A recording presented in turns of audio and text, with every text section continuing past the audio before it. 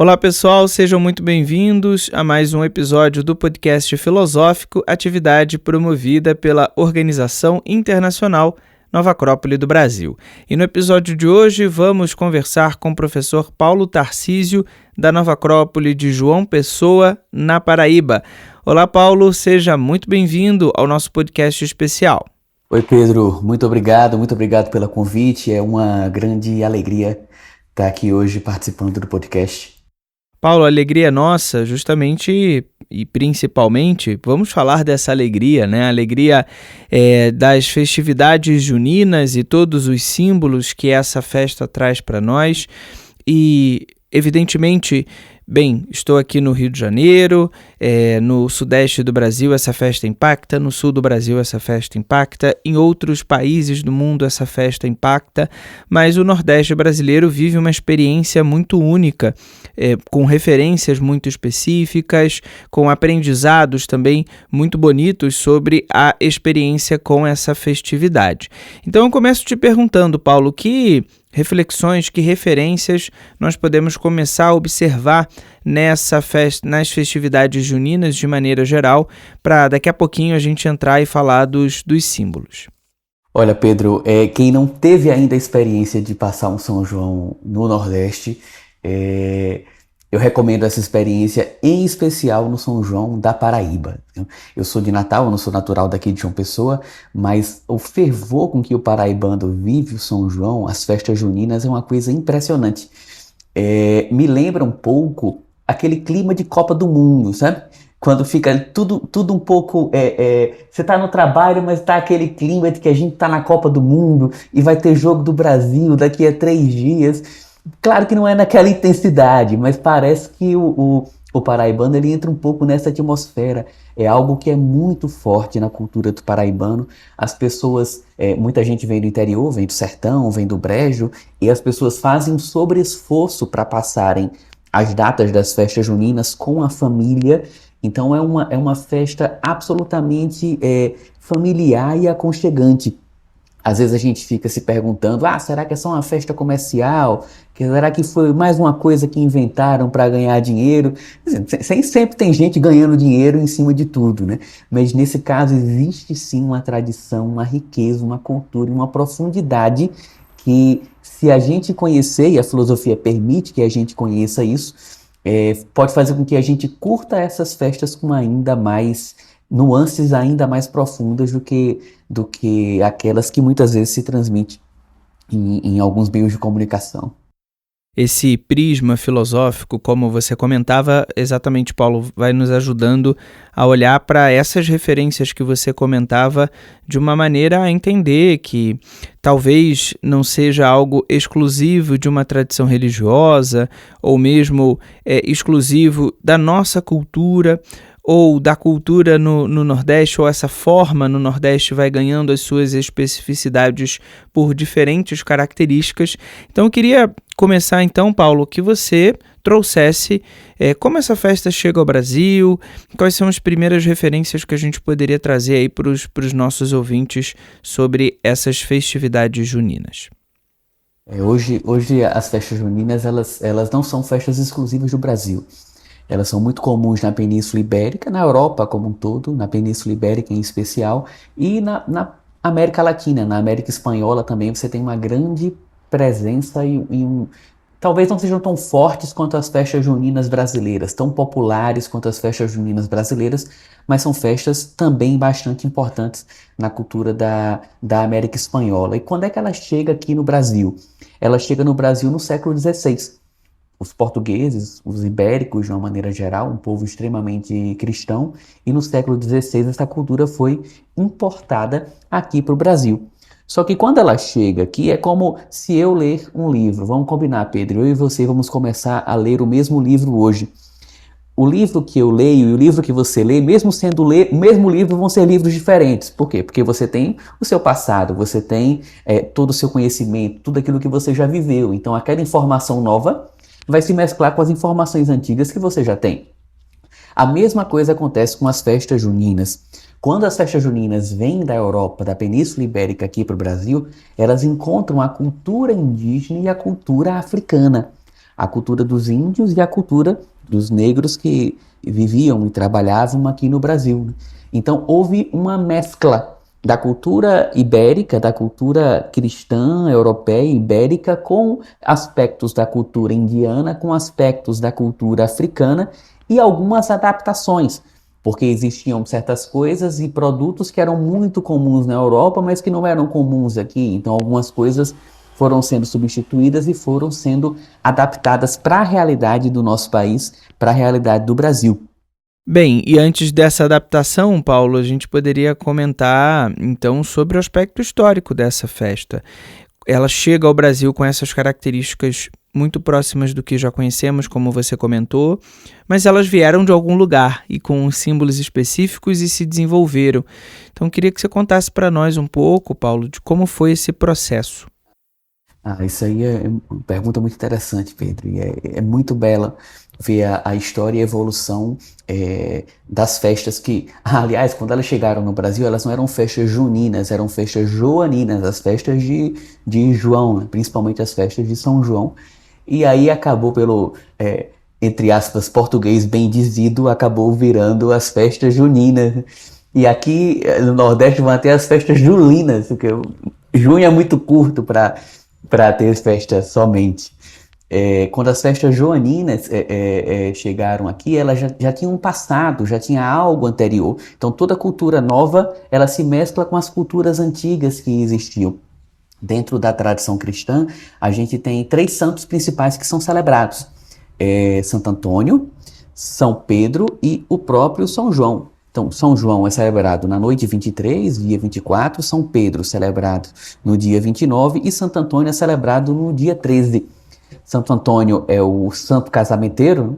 Então o pobre do Santo Antônio, coitado, vai parar dentro de geladeira, é pendurado de cabeça para baixo para garantir os casamentos.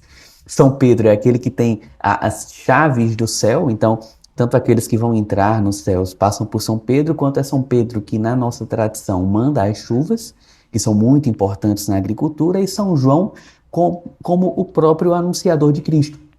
Então, no Evangelho de Lucas, que a gente encontra a informação de que São João era 6 meses mais velho do que Jesus. Quando Maria concebeu Jesus, ela foi visitar sua irmã Isabel, sua prima Isabel, e ela já tinha 6 meses de gestação, segundo o Evangelho de São Lucas. Então, por isso que é o único santo que tem celebrado o dia do nascimento e não o dia da morte é São João. A gente celebra o nascimento de Jesus, celebra o nascimento de São João e todos os outros santos se celebram o dia da morte, não se celebra o dia do nascimento daquele santo. Então São João nasceu na tradição cristã no dia 23, 24 de junho e Jesus nasceu, segundo a tradição cristã atual, no dia 25 de dezembro. Só que essas datas, esses dias, sempre foram celebrados nas culturas europeias, mesmo antes do advento do cristianismo. Então, antes da expansão do Império Romano, a gente tinha outras grandes culturas na Europa. Você tinha os povos germânicos, você tinha os povos celtas, você tinha os povos eslavos, você tinha os povos latinos, você tinha vários grandes povos que nunca chegaram a constituir um império do jeito que foi o Império Romano, exceto os latinos, né? Mas que eles viviam de forma mais ou menos isolada, mas tinham elementos culturais semelhantes, tinham elementos religiosos, linguísticos semelhantes. E entre as semelhanças que existiam entre esses distintos povos, eram celebrar o dia 23 de junho e a noite o dia 25 de dezembro. Mas por quê? Quanto mais longe do Equador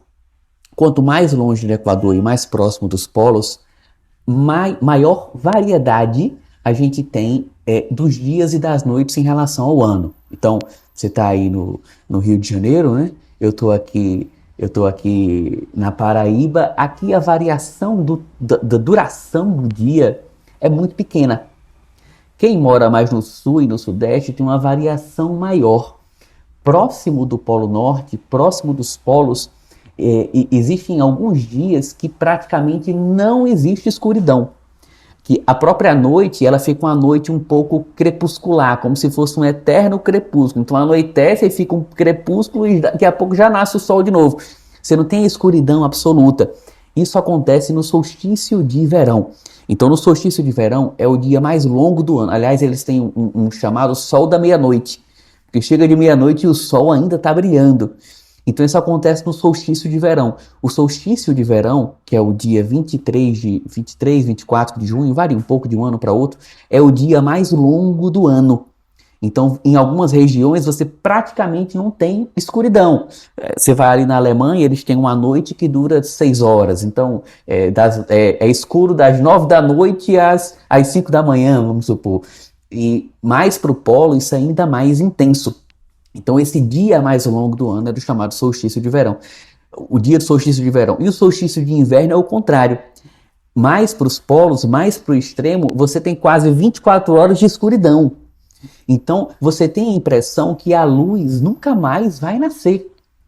E no solstício de verão é o contrário, você tem a impressão de que a escuridão ela nunca mais vai prevalecer, que vai ser luz para sempre. Mas imagina a agonia de você ter luz o tempo inteiro ou você ter escuridão o tempo inteiro, né? No nosso estudo do nosso curso de filosofia, um dos símbolos que a gente estuda é o símbolo do Yin Yang, que ele ficou bem conhecido por ser aquela metade preta, metade branca. Lá no meio do preto você tem um pontinho do branco, lá no meio do branco você tem um pontinho do preto. E vê-se o símbolo do Yin Yang como a ideia do equilíbrio, como se o equilíbrio fosse isso, 50% branco, 50% negro, e dentro de um você tem um pouquinho do outro. Mas não é assim. O símbolo do Yin Yang, ele está em movimento constante. Então ele funciona assim, o branco cresce, cresce, cresce, cresce, cresce, cresce. Quando você tem certeza absoluta que nunca mais o preto vai existir e que vai ser para sempre branco, lá no meio do branco você tem um pontinho negro. Aí aquele pontinho negro, ele cresce, cresce, cresce, cresce, cresce. Quando tem certeza absoluta que agora vai ser sempre preto e o branco nunca mais vai existir, lá no meio do preto você tem um pontinho do branco. E aquele pontinho cresce, cresce, cresce, cresce. Esse movimento e esse fluxo constante é o equilíbrio. Então o equilíbrio da vida é esse fluxo constante de vem um, vai outro, vem um, vai outro. Isso a gente vê no mar. Carioca vê o mar, né? A gente também aqui vê esse fluxo constante da saúde do mar. Os mangues, eles dependem desse fluxo constante de água entrando, água saindo. E o dia e a noite também tem esse fluxo. O dia cresce, cresce, cresce. Quando você tem certeza que nunca mais vai ter escuridão, aí a noite começa a crescer, crescer, crescer. Quando tem certeza que nunca mais vai ter luz, aí o dia começa a crescer. Então você tem essas duas festas. O solstício de verão, que as pessoas celebram essa efervescência da vida, a vida no máximo, a fertilidade, as plantas crescendo no máximo de velocidade, e você tem o solstício de inverno, que é a escuridão, que as pessoas tinham certeza ali que nunca mais ia existir luz. As pessoas se reuniam na casa delas com velinhas, como que para ajudar a expulsar a escuridão. Então essas duas festas, essas duas cerimônias eram muito comuns entre os povos germânicos, entre os povos celtas e entre os povos eslavos, principalmente os gregos também celebravam, os latinos, com algumas adaptações. E o solstício de verão, que é o nosso tema de hoje, celebrava principalmente a fertilidade, a pujança da vida, a generosidade da terra, a riqueza da terra, os frutos da terra, o crescimento das plantas e a purificação. Então era uma festa de fertilidade, era uma festa de abundância e era uma festa de purificação também. E nesse elemento da purificação, já falando dos símbolos, né, e começando a refletir sobre alguns desses símbolos, Paulo, podemos ver o fogo que esquenta com a fogueira, mas é também o fogo que representa essa limpeza, essa transformação da natureza, e é também o fogo que ilumina, e é o fogo que representa a vida externa, né? Então, quando falamos dessa festa no contexto da Europa, por exemplo, estamos falando do verão, e no nosso contexto estamos falando do inverno. Então, no verão, falamos dessa expressão da vida fora, e no inverno estamos falando da expressão da vida dentro. Então, Paulo, como é que a gente pode refletir sobre essa ideia do fogo relacionado à ideia da purificação no contexto das festas juninas? Exato. A nossa língua é uma língua muito rica, português. E às vezes você tem, mesmo tendo uma infinidade de palavras, às vezes uma mesma palavra, em contextos diferentes, podem significar coisas completamente diferentes, né? E esse é um ponto que quando a gente estuda simbologia no nosso curso de filosofia, esse é um ponto que a gente enfatiza. Não é sempre assim, o fogo sempre representa as paixões, ou o fogo sempre representa o espírito, ou o fogo sempre representa... Não, depende do contexto. Então, no contexto do solstício de inverno, como você falou, o fogo representa essa ideia de tentar expulsar um pouco as trevas, tentar ajudar o sol a nascer. E o sol do dia 25 é o chamado sol invicto, o sol que quase foi vencido pelas trevas, mas não foi travado pelas trevas. E o fogo no solstício na festa de São João, no solstício de verão, ele é mais o fogo é como se tentasse imitar o sol. O balão imita muito o sol, né? O balão que a gente sabe por uma consciência ambiental hoje que não pode mais soltar, né? Mas é como se ele imitasse um pouco esse sol no alto. E na tradição cristã ele virou também os pedidos. A gente faz os pedidos, o balão leva os pedidos até Deus. O fogo ele representa tanto o aspecto de imitar o sol, quanto o aspecto de purificação. E dentro da tradição cristã e na tradição europeia antiga você tinha isso também. Além da purificação pelo fogo, você tinha a purificação pela água. Então você tinha duas purificações, pelo fogo, a gente sabe que até metal, que é purificar o metal, você purifica com fogo, né? Pela água também, e isso casou muito com o batismo de São João, porque São João batizava, né? E é bonito porque a água, é a mesma ideia, dependendo do contexto o significado muda. A água ela pode ser símbolo de vida, da fonte de vida, fonte da energia, ou ela pode ser símbolo de estagnação e da matéria. Então a água no batismo, ela representa mais a matéria. Então qual é a ideia? As pessoas eram batizadas, em vez de jogar água em cima da pessoa, a pessoa era imersa debaixo da água, em geral de costas. Ela passava um tempo ali debaixo d'água, aí não dá mais para fazer isso porque não é mais politicamente correto. Quando a pessoa começa a faltar um pouquinho o ar, começa a ficar um pouquinho com falta de ar e você tira ela da água, que é o símbolo de que a pessoa estava adormecida na matéria, que a água simboliza a matéria, e ela sentiu sede, sentiu angústia por estar ali debaixo da matéria e busca o espiritual. E busca Cristo, então o batismo representa essa busca de Cristo que nasce dessa alma que despertou e não quer mais uma vida só material. Então você tinha tanta purificação e despertar pela água, quanto a purificação e despertar pelo fogo dentro da tradição, tanto da tradição cristã quanto das tradições europeias pré-cristãs.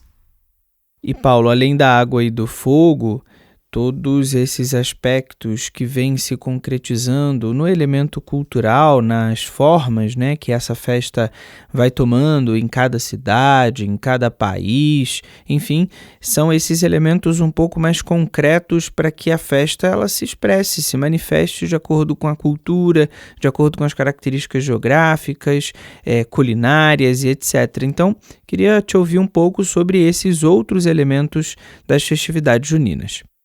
Perfeito. Então, eu acho que quando a gente fala de festa junina, a primeira coisa que você lembra é de milho, né? Canjica, pamonha, cuscuz, milho cozido, milho assado. E o milho representa justamente essa pujança da vida, como se fosse a vida que brota, a vida a energia da terra, a energia que a terra dá pra gente. Só que o milho ele não era tão importante na Europa, porque ele não era tão comum lá. Mas quando chega aqui no Brasil, a maior safra do milho na agricultura tradicional é justamente a safra de junho. Então, se ao invés do milho fosse fosse a batata, então em vez de ter uma festa relacionada ao milho, ia ser relacionada à batata. Então aqui no Brasil, essa foi uma característica, aliás, brasileira e de toda a América Espanhola, porque o milho é muito forte na tradição indígena e na tradição andina também é muito forte. O milho é como esse símbolo dos frutos da terra, então é tudo comida de milho, porque é celebrando justamente essa riqueza da terra, é uma festa de riqueza, é uma festa externa, é uma festa de pujança da vida, então o milho ele tem esse significado. Um outro símbolo além do milho muito forte nas festas juninas são as bandeirinhas, então onde a gente vai, a gente vê as bandeirinhas lá. No começo, as festas, cada paróquia, foi um dos motivos que a festa se popularizou tanto, porque todas as paróquias do Brasil, elas celebravam as festas juninas.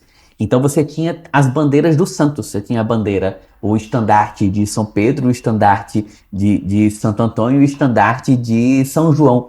E aí as bandeirinhas foram reduzindo de tamanho, a imagem do santo, na maioria dos casos, foi desaparecendo. Em alguns lugares você ainda encontra, até ontem eu vi uma bandeirinha com as imagens dos santos, mas o mais comum é que seja só a bandeirinha colorida, né? E as três santos, eles têm ressonância com o que se celebrava também na Europa. Então, lembra que é uma festa da fertilidade, uma festa para gerar filhos, uma festa para gerar casamentos? Então, quem é o santo casamenteiro? Santo Antônio. Então, era casamenteiro lá na Europa germânica, na Europa céltica, essa festa, e continuou casamenteira no Brasil, só que em vez de ter a cultura pré-cristã, agora Santo Antônio vai encarnar esse papel. São João é o próprio anunciador, aquele que nasce 6 meses antes do nascimento de Cristo, anunciando o nascimento de Cristo. E o São Pedro é aquele que tem as chaves dos céus. Tanto para entrar no céu, quanto para a chuva sair do céu, você precisa de São Pedro. E eu preciso da chuva para que a terra continue florescendo, para que a terra continue rica. O solstício de verão não é a época da colheita. Algumas culturas têm a colheita no verão, mas a maioria não. Mas é a época que as plantas estão crescendo mais. Então é como se fosse um estirão da adolescência, né? A criança está sempre crescendo, mas você tem aquele estirão ali da puberdade, do início da adolescência, é como se fosse isso, o solstício de verão. Então é necessário chuva para isso. Aí você tem os 3 santos. Santo Antônio, relacionado à fertilidade, São João, relacionado à purificação e ao sol e o anúncio do Cristo que vai vir, e São Pedro, relacionado à chuva e relacionado à vida da terra e tudo aquilo que a terra pode dar. É muito bonito, né, Paulo, quando vamos fazendo esse estudo comparado, né, de símbolos, né, e como você bem comentou, nesse contexto simbólico, como falávamos na outra resposta, né, todos esses símbolos que vimos até agora no hemisfério norte estariam relacionados aos elementos do verão. Mas para nós chegam no momento de inverno. Então aqui a gente ganha outros símbolos ou outro contexto para a vivência e experiência dessa vida simbólica. Então a gente precisou adaptar, né, os símbolos para a realidade de inverno. Então eu queria que você falasse um pouquinho sobre esse elemento dessa adaptação e das necessidades que a nossa cultura apresentou e acrescentou a essa festa, claro, relacionando até com a ideia de Cristo, né, ter nascido num período que seria um período de inverno para o continente do hemisfério norte, para o continente europeu, mas que para nós é um momento de verão, né? Então, como a gente pode relacionar esses elementos simbólicos aí? Exatamente. Quando a gente trouxe a cultura da Europa, a gente fez um Ctrl+C, Ctrl+V puro. A gente celebrou exatamente como eles celebravam, mas deveria ser o contrário. A gente deveria celebrar o São João em dezembro e deveria celebrar o Natal em junho. Tanto que algumas tradições andinas, inclusive, elas celebravam o solstício de verão, era o primeiro dia do ano. Então eles tinham um pouco essa visão um pouco diferente, celebravam as festas com tônicas diferentes. É como se fosse o Natal no São João no Natal. E por exemplo, no solstício de verão lá em junho na Europa é o período mais quente e aqui é o período mais frio, né? E aqui a gente tem bebidas quentes. Por quê? Porque as bebidas quentes elas servem justamente para aquecer. E não é algo que faz tanto sentido na Europa, no clima da Europa, né? O fogo que lá tem a ideia de representar o sol e de imitar o sol e de purificar, aqui ele ganha também esse status de reunir as pessoas, de criar um clima aconchegante para reunir as pessoas ao redor do fogo. Então, a gente pegou um pouco inconscientemente a gente repetiu alguns aspectos, porque no solstício de inverno na Europa as famílias se reúnem. Aqui a gente continua fazendo isso no solstício de inverno também, que é uma festa de reunião, só que no São João, né? Isso aqui na Paraíba você vê muito forte. As famílias se reúnem mais no São João do que no Natal. O São João é uma festa muito mais forte, muito mais importante na prática para o paraibano do que o Natal. Não estou dizendo que não se valoriza o Natal, claro que se valoriza, né? Mas essa coisa da família se reunir, de você voltar para sua terra, para ver seus avós, para reencontrar seus primos, essa reunião familiar, a gente copiou aqui no solstício de inverno, que é justamente a época de São João, né? Então a gente fez um Ctrl+C, Ctrl+V puro, mas devia fazer um Ctrl+C, inverter e depois colar. Bastante didático esse teu exemplo, Paulo, muito bom. E se tem festa, tem dança. Talvez a dança foi o que ficou faltando aí para nós comentarmos sobre os elementos simbólicos. Então, de onde vem essa relação com a dança e as festividades juninas nesse nosso contexto e também no contexto geral da festa? Perfeito, como você tinha bem falado, o verão ele é para fora, o inverno é para dentro. Quando tá frio, você não tem vontade de sair de casa e andar pela rua, encontrar os amigos. Não, você tem vontade de ficar em casa, num lugar aconchegante. E no verão, você tem essa vontade de ir para fora. Então, as festas de verão, elas eram festas que tinham muita dança, muita celebração. Porque a vida ela estava efervescendo. Então, na Europa, se dançava bastante. Na Europa toda, inclusive na França. Como em determinado período a cultura francesa ganhou uma hegemonia, então antigamente as pessoas não queriam falar francês, intelectual não era aquele que falava francês, era aquele que falava inglês, intelectual era aquele que falava francês, né? Então você não tinha meu Deus, eu tenho que aprender inglês, não, você tinha que aprender francês, que quem era bem educado aprendia a falar francês. Então a gente pegou os hábitos de dança eram de toda a Europa, mas a gente acabou copiando as danças da França, mas não eram somente da França. Tanto que muitas palavras que a gente usa no arraiá, né, são palavras afrancesadas, né, que a gente pegou do francês e foi o balancê, a narrier, a lavantu, são palavras do francês que a gente colocou um jeitinho brasileiro, um jeitinho português. Então a quadrilha, da forma como a gente faz, é um modelo francês e eles faziam no máximo, tinha um número de casais na quadrilha clássica, mas a gente pegou o modelo francês, mas apesar de a gente ter copiado esse modelo francês de dança, a dança era a regra na celebração do solstício de verão na Europa. E de fato é um dos momentos mais divertidos, né, das festas juninas, são justamente as quadrilhas, né? O casamento, né, lembra que é a festa da fertilidade, então tem que ter o casamento, né? Se não tiver o casamento, não tem fertilidade. Muito bom, Paulo. Bem, para a gente ir caminhando para o final, acredito que a gente tenha passado aí pelos principais contextos simbólicos dessa festa. Ela está acontecendo em muitas cidades brasileiras, ou se você está ouvindo esse episódio em um momento em que a festa junina não está acontecendo, ela vai acontecer em algum momento. E deixo aqui a pergunta, Paulo, que é: diante de todos esses símbolos, diante desse olhar e prisma filosófico que comentávamos lá no início do nosso episódio, como podemos aproveitar melhor as festividades, principalmente as juninas, que é o nosso contexto atual, para viver um pouco melhor as experiências que nos são dadas pela cultura? Então, como podemos refletir sobre essa ideia da vivência, de aproveitar a festa enquanto ela está acontecendo? Eu acho que o São João, da forma como a gente tem aqui no Brasil, acho que o principal ponto a ser cultivado entre nós é essa conexão com as pessoas que a gente ama. Aproveitar esse momento para se reunir com os nossos entes queridos, com os nossos amigos íntimos e aproveitar essas festividades para estreitar esses laços de amor, esses laços de união, esses laços que a gente devia cultivar o ano inteiro, mas às vezes a gente esquece, entra na correria da vida e acaba esquecendo de cultivar isso. Então acho que em especial a gente tem que cultivar esses laços familiares, de amizade, de fraternidade, curtir a festa com muito respeito, respeito às pessoas e gerar um sentimento de gratidão com a vida. Porque o que se faz desde sempre no solstício de verão, quando você fazia a festa da abundância, na verdade, não era uma festa só de curtir a abundância, era uma festa de agradecer a vida pela abundância que ela trouxe. A gente tem uma péssima cultura na nossa civilização, que é a cultura da insatisfação.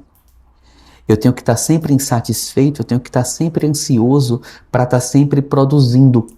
Isso é muito ruim, porque você acaba destruindo sua própria psique, se você usa insatisfação e ingratidão como motores para o seu desenvolvimento. A gente tem que encontrar um meio termo, de estar sempre grato por aquilo que a gente tem, por pouco que seja, e ao mesmo tempo estar buscando algo mais, está buscando sempre evoluir, né?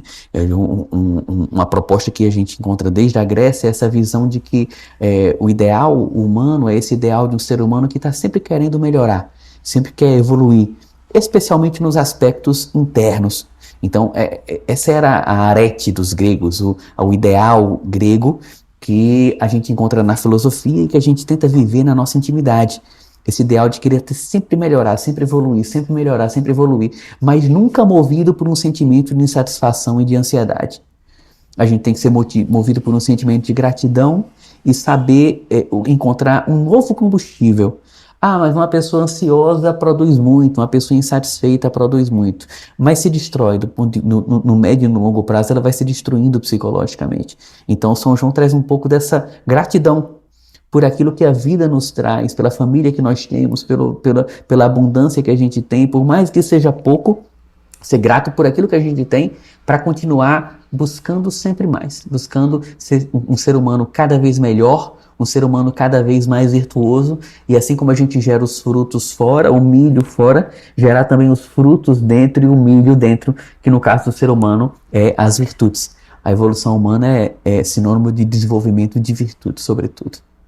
Bem, Paulo, então acredito que tenhamos feito juntos aí, buscando entender essas virtudes, tenhamos feito um bom encerramento para o nosso episódio sobre as festividades juninas. Claro, você que está aí nos ouvindo pode acompanhar essa reflexão sobre as festividades juninas conosco e também em outros tipos de conteúdos já publicados pela Nova Acrópole nos seus diversos canais. Então, quero aproveitar, Paulo, já que você falou do laço de gratidão, para te agradecer a presença aqui em nosso podcast, que tenhamos sempre um bom diálogo filosófico, principalmente quando falarmos de temas sobre alegria, sobre festas.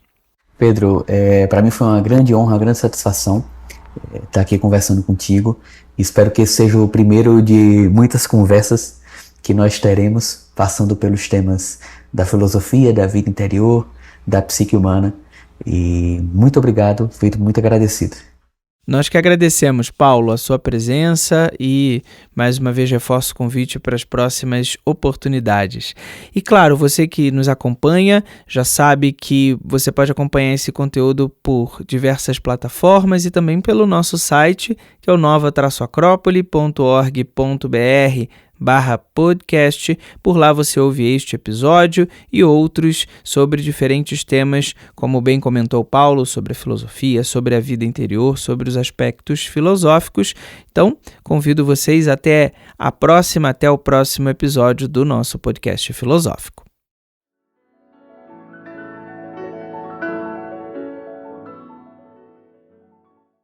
A trilha deste podcast é de autoria de Maurice Ravel e chama-se Judo.